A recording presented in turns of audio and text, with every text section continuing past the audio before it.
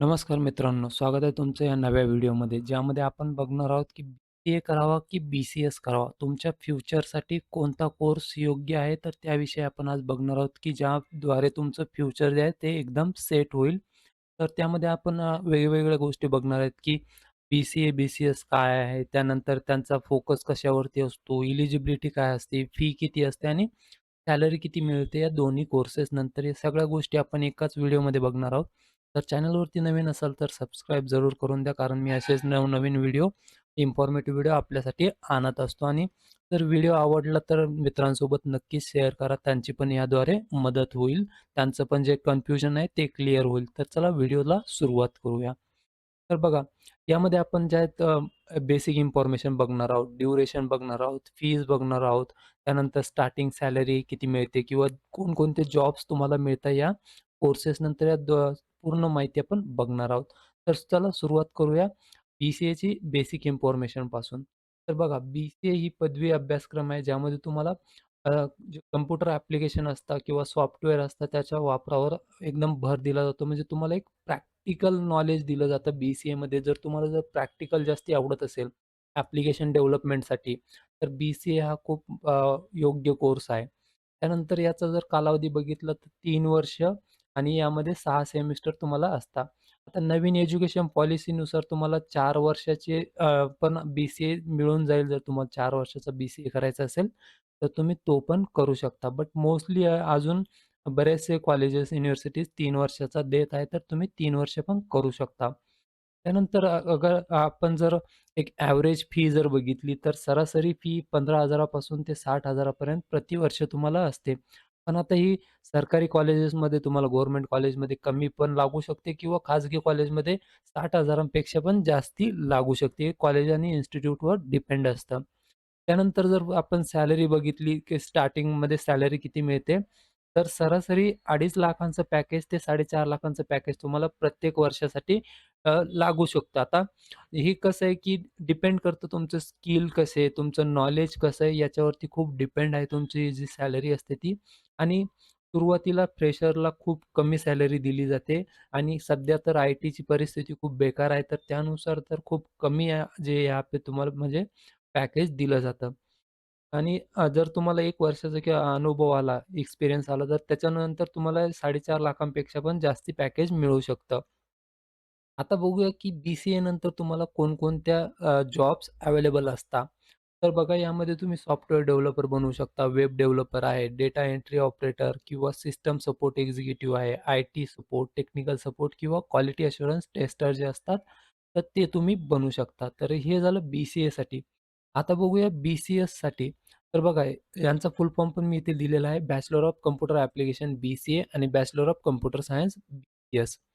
तर जर बेसिक माहिती जर बघायची झाली, तर बी-सी-एस हा पण एक पदवी अभ्यासक्रम आहे, ज्यामध्ये तुम्हाला कॉम्प्युटर सायन्स आणि जे डेटा स्ट्रक्चर असतं, अल्गोरिदम्स असतं, याचा पूर्ण अभ्यास दिला जातो. पण यामध्ये काय आहे, की थिअरी पार्ट खूप जास्ती असतो. बी-सी-एसमध्ये थिअरी खूप जास्ती शिकवली जाते. त्याचं पण कारण आहे, त्याचं एक पॉझिटिव्ह कारण आहे, की तुम्हाला थिअरी का शिकवली जाते, मी ते शेवटी सांगतो तुम्हाला.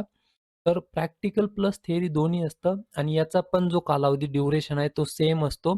3 वर्ष, ज्यामध्ये तुम्हाला 6 सेमिस्टर असतात आणि नवीन एज्युकेशन पॉलिसीनुसार तुम्ही 4 वर्षांचा पण करू शकता. त्यामध्ये काही प्रॉब्लेम येणार नाही.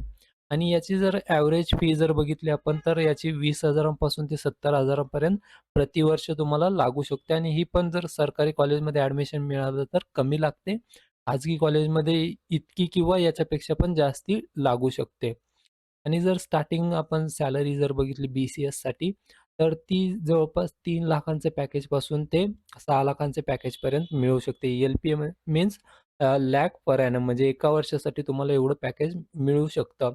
आता हे पण तुमच्या स्किल आणि नॉलेजवरती डिपेंड आहे, की तुम्ही कसे आहात, तुमचं स्किल कसं आहे, नॉलेज कसं आहे, त्याच्यानुसार कमी जास्ती होऊ शकतं.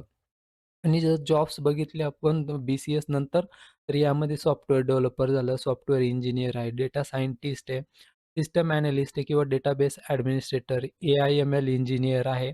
तर हे तुम्ही करू शकता. बट ए-आय-एम-एलसाठी तुम्हाला होऊ शकतं, की कधी-कधी हायर स्टडीजसाठी पण जाऊ शक जावं लागू शकतं. आता बघा, मी हे जे म्हटलो ना, थिअरी पार्ट का जास्ती असतो बी-सी-एसमध्ये, तर बघा, ज्यांना एकदम कोर आय-टीमध्ये खूप डिटेलमध्ये जायचं आहे, ज्यांना हायर स्टडीजसाठी जायचं आहे, जसं एम-एससाठी जायचं आहे, तर ते हा बी-सी-एस करू शकता. कारण जर तुम्हाला हायर स्टडीजसाठी जर जायचं असेल, तर तुमचं जे बेस आहे, फाउंडेशन नॉलेज आहे, ते खूप जास्ती असायला हवं. तर त्यासाठी बी-सी-एसमध्ये थिअरी पार्ट जास्ती शिकवला जातो. तर बघा, आता मेन प्रश्न काय आहे, की बी-सी-ए कुणासाठी आहे आणि बी-सी-एस कुणासाठी आहे? तर बघा, बी-सी-ए कोणासाठी आहे? त्यांना लवकरात लवकर आय-टी क्षेत्रात करियर करायचे आहे आणि प्रॅक्टिकल ॲप्लिकेशन आधारित शिकणं आवडतं. बघा, ज्यांना लवकरात लवकर आय-टीमध्ये जायचंय, त्यांनी बी-सी-ए करू शकता किंवा ज्यांना प्रॅक्टिकल नॉलेज जास्ती आवडतं, ते बी-सी-ए करू शकता. तर मग बी-सी-एस कुणासाठी आहे? तर बी-सी-एस ज्यांना कॉम्प्युटर सायन्सची सखोल समज घ्यायची आहे किंवा रिसर्च डेव्हलपमेंट किंवा हायर स्टडीज करायची आहे, तर ते करू शकतात. जसं ज्यांना मास्टरसाठी जायचं आहे, हायर स्टडीजसाठी ते करू शकता बी-सी-एस किंवा ज्यांना एकदम थिअरी नॉलेज जास्ती आवडतं ते बी-सी-एस करू शकता.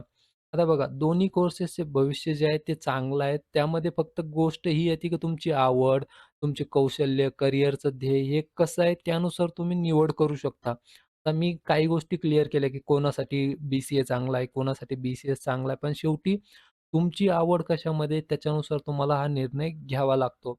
आणि लक्षात ठेवा, मेहनत प्लस सातत्य प्लस योग्य मार्गदर्शन जर तुम्हाला असेल, तर तुमचं जे यश असतं ते निश्चित असतं. तर तुम्ही ते नक्कीच मिळवाल याची मला पण खात्री आहे आणि जर तुम्हाला काही पण मार्गदर्शन वगैरे लागत असेल, काही जरी डाऊट असेल, तर तुम्ही मला इथे कमेंट करू शकता किंवा Instagramवरती पण तुम्ही मला विचारू शकता. मला काहीही प्रॉब्लेम नाही आहे. तुम्ही कितीही वेळा जरी मला कॉल केलं किंवा मेसेज केले, तर काहीही प्रॉब्लेम येणार नाही. आणि हा जर व्हिडिओ आवडला असेल तर सबस्क्राईब करा आणि लाईक करा आणि जर मित्रांना जर दुसरे मित्र जर कन्फ्यूज असेल तर त्यांना पण हा व्हिडिओ नक्की शेअर करा आणि चला भेटूया पुढच्या व्हिडिओमध्ये. रेणु र